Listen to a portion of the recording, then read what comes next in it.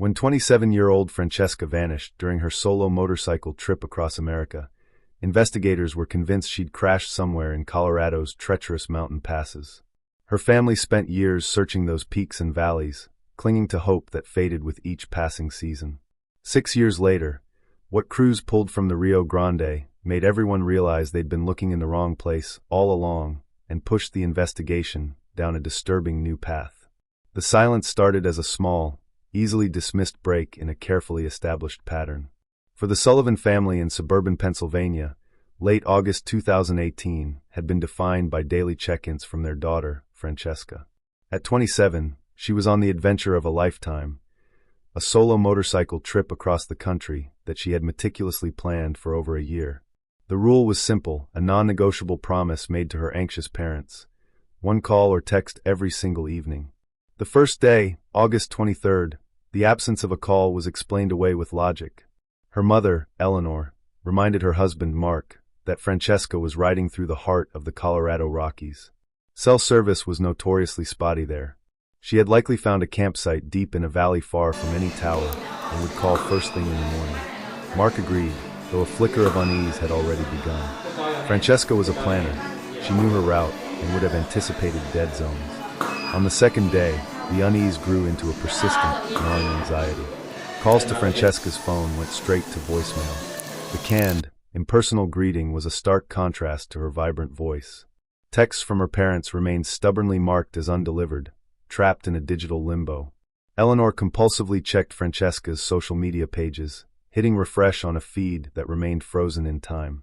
Its last update was a cheerful post from 3 days prior.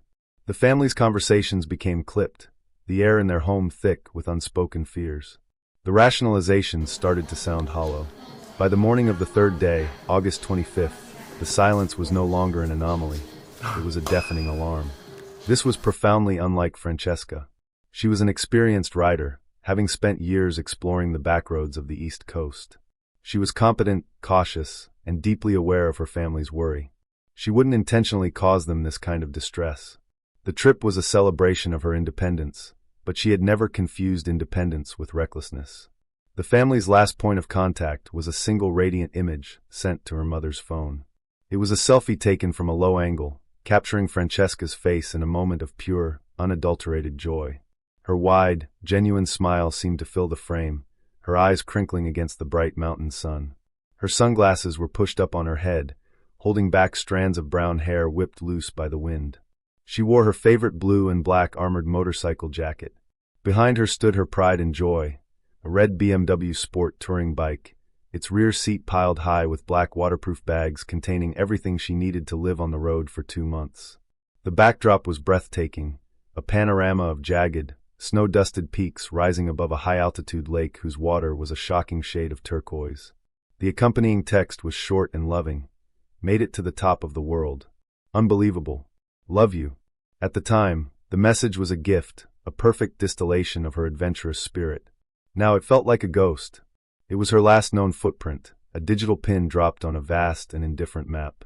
At the 72-hour mark, the Sullivan family made a decision. Hope had curdled into dread. Mark Sullivan dialed the Hinsdale County Sheriff's Office in Lake City, Colorado. They had used the distinctive peaks in the photo to narrow down Francesca's last known location to the remote and beautiful San Juan Mountains. In a strained, steady voice, he explained the situation. He detailed his daughter's broken communication pattern, her unwavering reliability, and the growing certainty that something was wrong. He provided her full name, date of birth, and a detailed description of her and her motorcycle. He emailed the final joyful selfie and the text message that now seemed so ominous. The official report was filed. A case number was assigned. Across the country, in a quiet sheriff's office, surrounded by the very mountains that had so thrilled her, Francesca Sullivan was now officially a missing person. The official investigation began in the small wood-paneled office of Detective David Miller of the Hinsdale County Sheriff's Office. Miller, in his late 50s, had a face weathered by decades of high-altitude sun and a calm demeanor that belied a sharp, methodical mind. He had handled dozens of missing persons cases over his career, most of them hikers or hunters who had underestimated the raw power of the San Juan Mountains. These cases almost always ended in one of two ways: a dramatic rescue or a grim recovery. He hoped for the former, but prepared for the latter. His first step was to build a timeline, a concrete map of Francesca's last known movements. The Sullivan family had already provided the emotional anchor, the final photo, but Miller needed data. He spent the first 48 hours securing warrants and sending formal requests to Francesca's cell phone provider and bank. He knew the digital breadcrumbs would be impartial and precise. The bank records were the first to arrive. They showed a clear pattern of gas station stops and small grocery purchases tracing a logical path westward. The final transaction was a $15.72 purchase at a gas station on the edge of Lake City, Colorado, at 11:42 a.m. on August 22nd. This was their starting point. The cell phone data was more complex. It confirmed the last successful communication was the photo message sent from Francesca's phone on the afternoon of the 22nd. After that, the records showed a series of failed attempts by her family to reach her.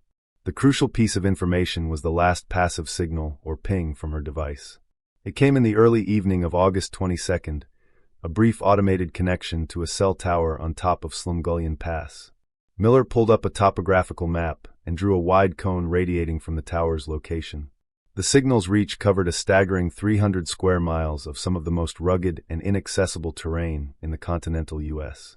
The ping confirmed Francesca was somewhere within that vast wedge of wilderness, but it did little to narrow the search. She could be anywhere along the Alpine Loop Scenic Byway, a network of treacherous jeep roads, or down any of 100 unmarked Forest Service roads.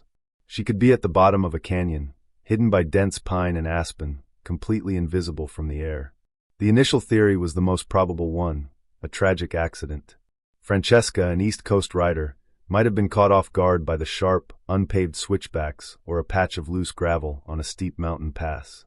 A single moment of misjudgment could have sent her and her motorcycle tumbling over an embankment far from the view of passing motorists. With this scenario in mind, the official search began in earnest.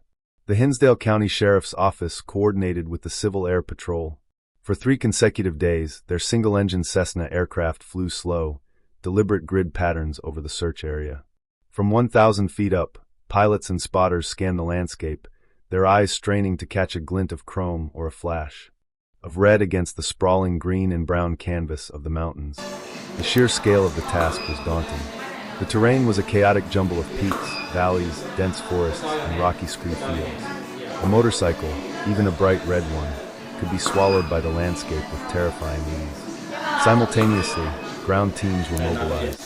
Deputies in 4x4 trucks drove the main arteries of the search area, including the entirety of the Alpine Loop. They drove slowly, stopping at every scenic overlook and pull-off, using binoculars to scan the steep drop-offs below. They looked for broken guardrails, skid marks in the dirt, or snapped branches, any sign that a vehicle had left the road. They found nothing. The mountains kept their secrets. The search was physically and emotionally draining. Each day ended with the same result. No sign of Francesca, no sign of her motorcycle. The vastness of the wilderness felt less like a beautiful backdrop and more like an adversary. After 4 days of fruitless searching, Detective Miller shifted his focus from the landscape to the people who inhabited it. He began a systematic canvass of every business along Francesca's likely route, gas stations, diners, and the handful of motels and lodges scattered through the remote county. He carried a stack of freshly printed flyers featuring the smiling selfie and a clear photo of her red BMW. In a small, rustic motel just outside Lake City, he got his first break.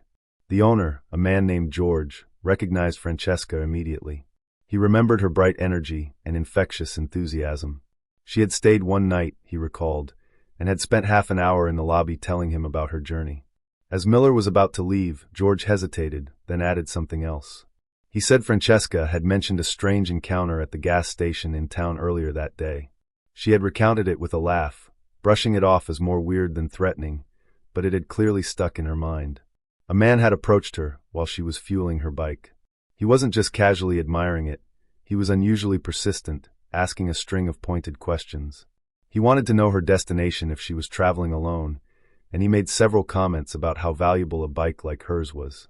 George said Francesca had described him as making her feel a little prickly, a feeling she wasn't used to on her trip. This was the first tangible lead, the first thread that pointed away from a simple accident and toward a possible human element. Miller thanked George and immediately drove to the gas station. The manager on duty was cooperative, and together they reviewed the security camera footage from the afternoon of August 22nd.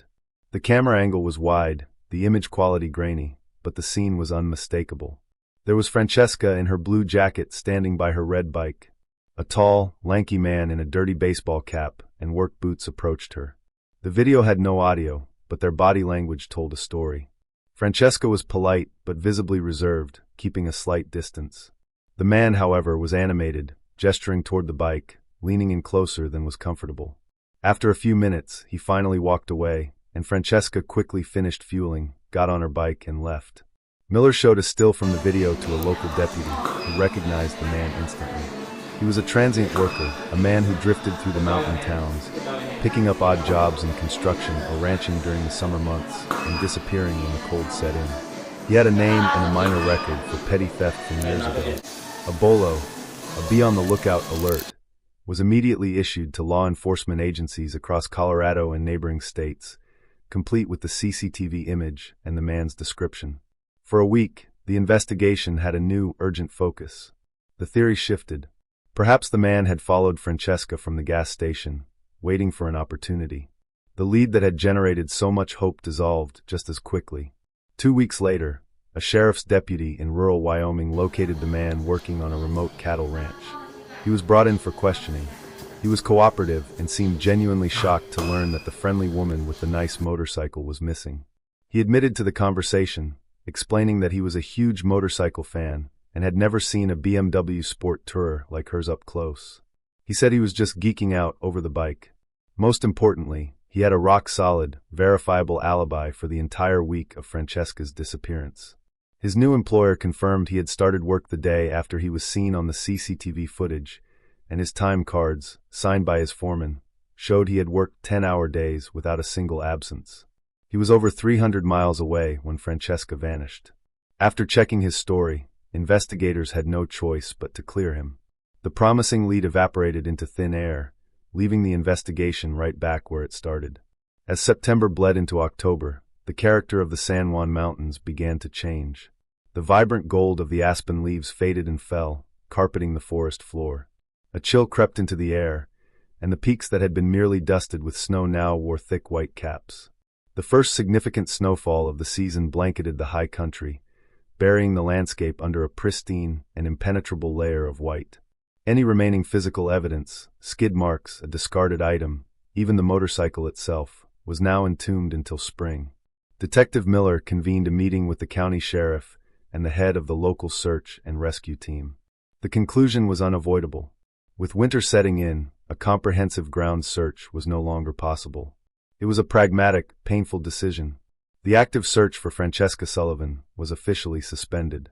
Miller made the difficult call to the Sullivan family. The silence on the other end of the line spoke volumes. He assured them the case would remain open, that they would resume in the spring. But everyone understood what this meant. The investigation was going cold. In his office, Miller placed Francesca's file, now thick with maps, reports, and dead-end leads, into the bottom drawer of a filing cabinet. Outside, the snow continued to fall, covering the mountains and the mystery in a deep and silent blanket of white. The spring of 2019 arrived in the San Juan Mountains with a slow, dramatic melt. Snow receded from the high passes, and the rivers swelled with frigid gray water. For the Sullivan family, the thaw brought not relief, but a renewed sense of urgency and a profound frustration.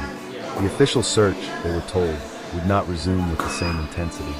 Resources were limited, and without new leads, there was no specific area to focus on. The vast wilderness that had swallowed their daughter remained just as vast, just as impenetrable. Unwilling to let Francesca's memory be relegated to a dusty file in a cabinet, they decided to act. In July, 1 year after Francesca's last message, Mark and Eleanor Sullivan packed their car and drove the 1,800 miles from Pennsylvania to Colorado. It was a pilgrimage born of desperation. They converted a small motel room in Lake City into a makeshift command center. The room filled with stacks of paper, the air thick with the smell of toner from the portable printer they'd brought with them. They spent their days printing thousands of flyers, each one bearing the same smiling photo of their daughter and the stark, bolded word missing. Their search was a grueling, heart-wrenching exercise. They retraced Francesca's route, not on a motorcycle but in their sensible sedan, a vehicle that felt alien in the rugged landscape. They drove the scenic byways, the same roads Francesca had ridden with such joy, but they saw no beauty.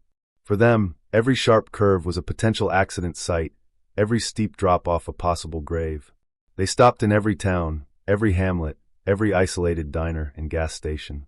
They tacked flyers to community bulletin boards, their fresh, crisp papers standing out against faded notices for local bake sales and lost pets.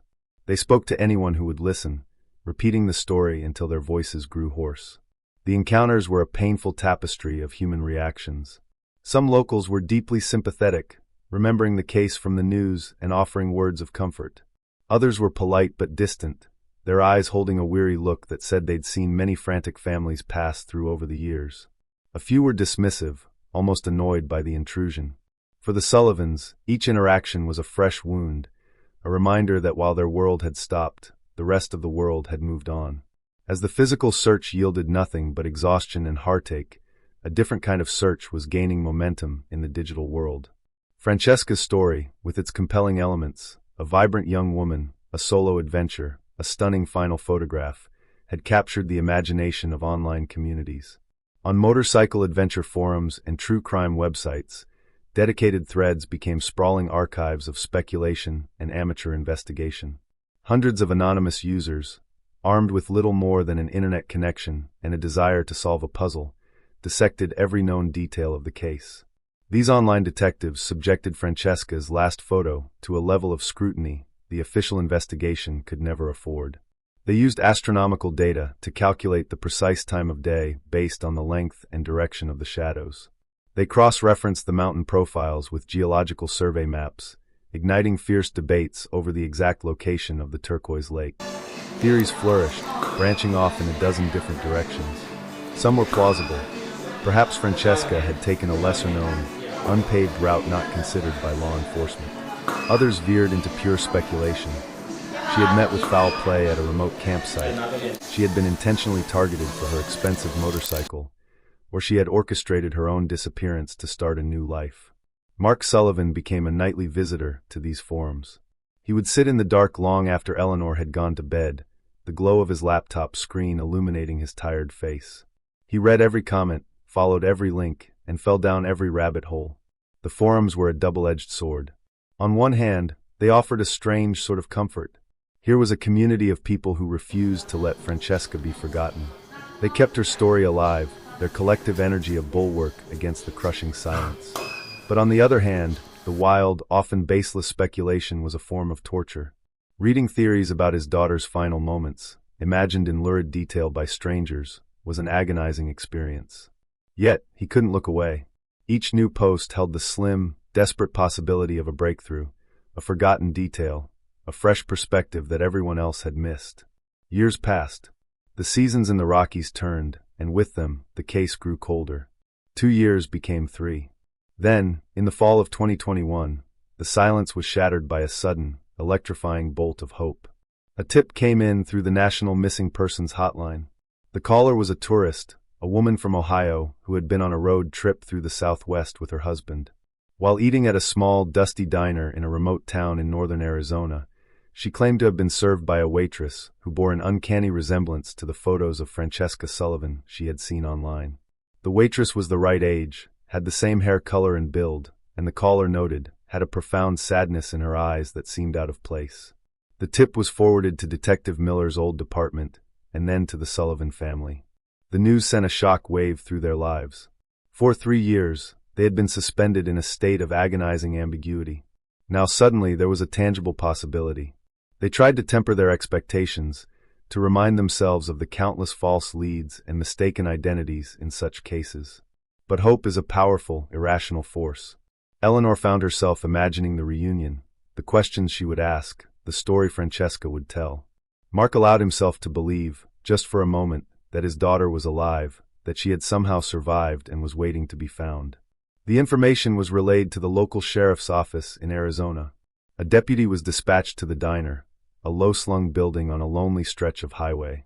He walked in, the bell above the door jingling, and scanned the room. He saw her immediately, a young woman with brown hair tied back, moving between tables with a coffee pot in her hand. He approached her table and quietly asked to speak with her.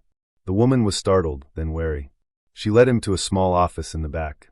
The deputy explained the situation gently, showing her the flyer with Francesca's face on it. The woman stared at the photo for a long moment. She acknowledged the resemblance, but shook her head. She pulled her driver's license from her wallet and handed it to him. Her name was different. Her date of birth was different. She was a local woman who had lived in the town her whole life, a single mother working 2 jobs to make ends meet.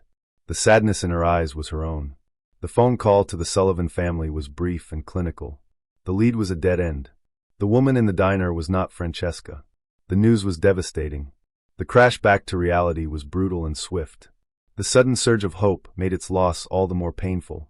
It was, Eleanor would later say, like losing her daughter all over again.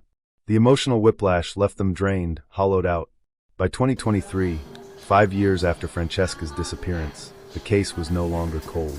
It was cryogenic. Detective Miller, now retired, had passed his cold case files to a younger detective already swamped with fresh crimes. The flyers the Sullivan family had posted were long gone, faded by the sun or replaced by newer notices. Online forums were silent, the thread for Francesca's case buried deep and only occasionally revived by a new post asking, "Any updates?" The answer was always the same, no. To the world, Francesca was a ghost, a fading memory. But for her family, she was a constant, painful presence, trapped in the last week of August 2018. Their grief had morphed from an acute pain to a chronic, incurable ache. The unknown was a physical weight. The investigation was dormant, the leads exhausted, and hope had become a fragile, translucent thing. For 6 years, the mystery of Francesca Sullivan lay dormant, buried under time and the vast Colorado wilderness.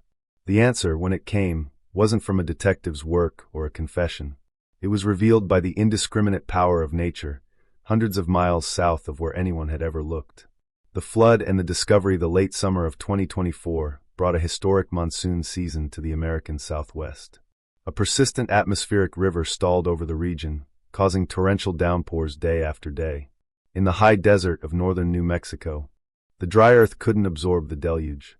Dry arroyos became raging torrents, and the Rio Grande, the great river carving the state in two, began to swell. It transformed from a placid river into a violent, churning artery of mud-brown water. The river rose with terrifying speed, breaching its banks and tearing at ancient volcanic rock. The sound was a constant low roar, a grinding of boulders and the hiss of silt-laden water moving at immense speed. It was a scouring event, a once-in-a-generation flood that reshaped the riverbed, tearing loose decades-old log jams and depositing tons of new debris. A few days after the floodwaters receded, a local kayaker named Ben Carter decided to survey the changed river. Carter, a river guide in his 40s, knew the Rio Grande Gorge intimately. He was drawn by professional curiosity and a desire to see the aftermath. The river was still high and fast, the water the color of coffee with cream, filled with uprooted trees and unfamiliar obstacles. He navigated the treacherous currents with practiced skill, his small kayak dwarfed by the immense sheer walls of the gorge. About an hour into his journey, in a remote section of the canyon known as the Taos Box, he spotted something out of place. Caught in a newly formed tangle of driftwood and debris was a flash of unnatural color. It was a patch of faded, muddy red wedged between a large cottonwood trunk and the rocky shore. This part of the canyon was pure wilderness, completely inaccessible by road or trail. From his vantage point, it was just an odd shape, a piece of modern refuse jarringly out of place. Intrigued, Carter angled his kayak toward the bank, fighting the powerful current. As he got closer, the shape resolved itself. It wasn't plastic or a discarded barrel. With a jolt of shock, he recognized the distinct curve of a motorcycle's handlebars and the top of a front fairing sticking out of the mud and silt. The rest of the machine was buried, held fast by the weight of the waterlogged debris. He could see the red paint was scraped and dulled, but it was unmistakably a motorcycle. A cold knot formed in his stomach. No one could have accidentally crashed here. There were no roads for miles, only sheer cliffs. A motorcycle in this spot meant only one thing. It had been put there deliberately. Realizing the gravity of his discovery, Carter knew he had to report it. He backed his kayak away, marked the location by triangulating distinctive rock formations, and began paddling hard. He traveled another 2 miles downstream, navigating the turbulent water before he reached a point where a weak cell signal could penetrate the canyon walls. He beached his kayak on a sandy spit, his hands trembling as he pulled out his phone. He dialed 911, and his call was routed to the New Mexico State Police. The recovery given the remote location, the initial responding officers drove to the nearest overlook and used high-powered binoculars to spot the red object in the debris field below. They quickly confirmed his assessment. A ground recovery was impossible. The terrain was too steep, too treacherous, and the river was still too dangerous to cross. The decision was made to activate the New Mexico State Police's aviation unit. The following morning, the deep thumping of rotor blades echoed through the gorge. A Bell 407 helicopter with state police, emblazoned in gold on its side, appeared over the canyon rim. It descended carefully, its pilots expertly navigating the tricky winds. On board were a tactical flight officer and a police diver. The helicopter hovered 50 feet above the churning river, its rotor wash whipping the water into a frenzy. The diver was lowered on a steel cable, plunging into the cold, murky water. He fought his way through the current to the log jam, digging through packed silt and maneuvering heavy branches to free the motorcycle enough to attach lifting straps. He secured the cables around the bike's frame and gave the signal. Slowly, the helicopter began to climb. The cables went taut. For a moment, the motorcycle resisted, held by the suction of the deep mud. Then, with a great sucking heave, it broke free. The machine emerged from the river, a monstrous, dripping thing.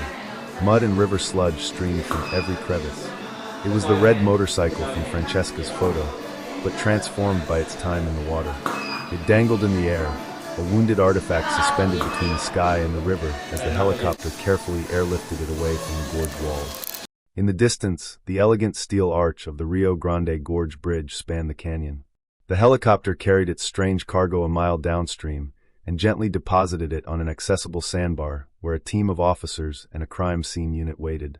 A cold case reborn the moment the bike was on the ground, officers moved in. It was caked in a thick layer of mud and algae. An officer used a bottle of water and a rag to carefully clean the steering head, searching for the one piece of information that mattered most. After a minute of wiping away the grime, he found it, a small metal plate stamped with a vehicle identification number, VIN. He read the VIN aloud, and another officer relayed it over the radio to the state police dispatcher. They waited, the only sounds the gurgle of the river and the crackle of the police radio. A few minutes passed. Then the dispatcher's voice came back, clear and laced with surprise. The VIN was a positive match. The 2016 BMW G310, our motorcycle, was registered to Francesca Sullivan. The dispatcher continued, her tone more urgent. The vehicle was flagged, linked to a high-profile missing person case that had gone cold 6 years ago, filed by the Hinsdale County Sheriff's Office in Colorado. A wave of stunned silence passed through the officers. They looked from the mud-caked motorcycle back toward the distant bridge. This wasn't a local case. This wasn't a recently dumped bike. This was a ghost from 6 years ago, a mystery that had just washed up on their shore, hundreds of miles from where it began. The cold case of Francesca Sullivan had just roared back to life in the muddy waters of the Rio Grande.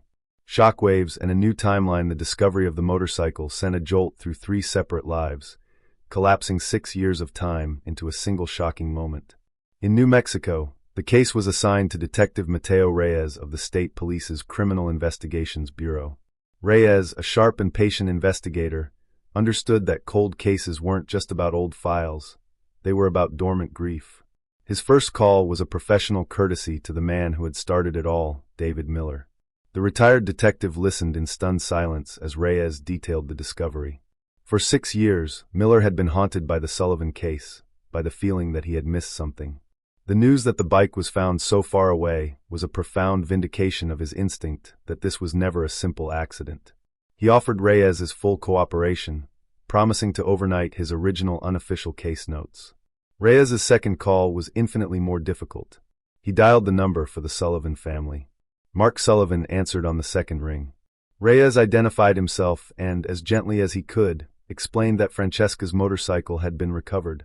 The silence on the other end of the line was heavy. Reyes heard Eleanor's sharp intake of breath in the background. The news did not bring the relief of a resolution.